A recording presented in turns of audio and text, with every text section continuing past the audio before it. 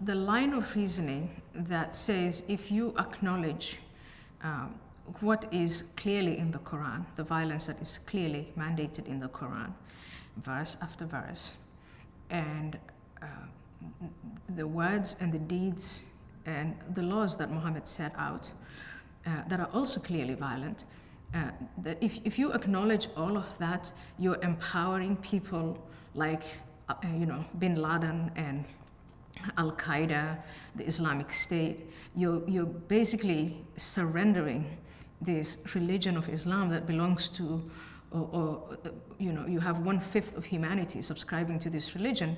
You're giving it to this fringe of violent people. I think that line of reasoning is flawed.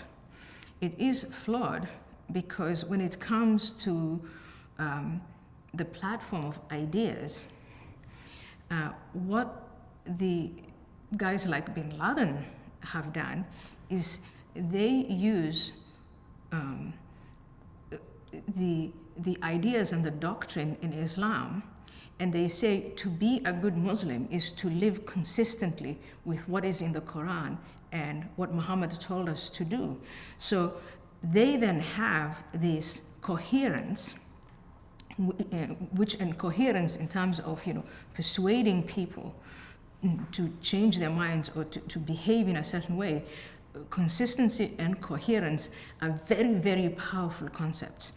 So instead of making this flawed argument in which we are going to have to say things that are false about Islam, such as, it's a religion of peace, to deter people from being violent, I think it is more powerful if we acknowledge what is in the Quran and then appeal to the conscience of those Muslims who are not violent. Because what they'll do is what I did and what Majid eventually did, which is to say when it comes to a conflict between what my conscience tells me and what the Quran orders me to do, what Muhammad orders me to do, I am going to go with my conscience. That is real reform. That is, for me, that is a true, people truly being evolved instead of, condescending to Muslims, patronizing them, telling them your religion is peaceful when it really isn't. Because look at the guys like Bakr alBaghdadi, the head of ISIS.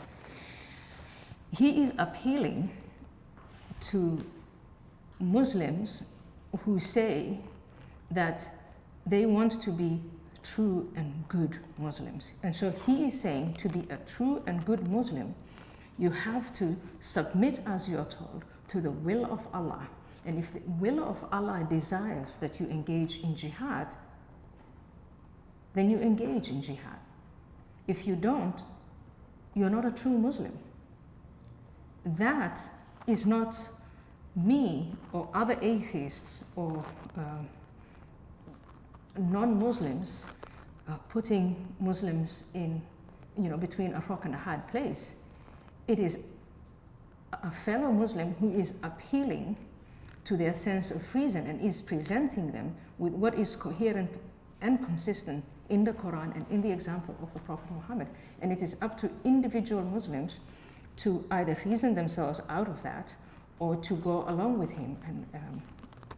And this is too long, but in my book, Heretic, I make a distinction between these three profiles of Muslims. Muslims who want to follow Muhammad and the Quran in the Medina rendering, and I call them the Medina Muslims. They see Islam as a political tool. They want to bring about Sharia law or Islamic law. They want to follow in the footsteps of Muhammad in Medina. Then there's this other group, the Mecca Muslims. They want to eat their cake and have it too.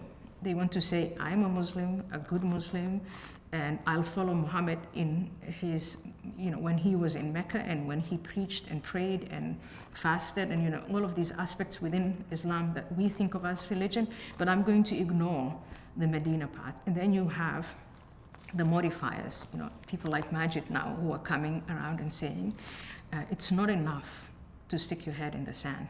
It's not enough to just say, I'll only follow what happened in Mecca. We need to modify. We need to engage, and not only with scripture, but also engage with the Medina Muslims who have an agenda. And if we don't engage with them, we're going to lose this battle to them.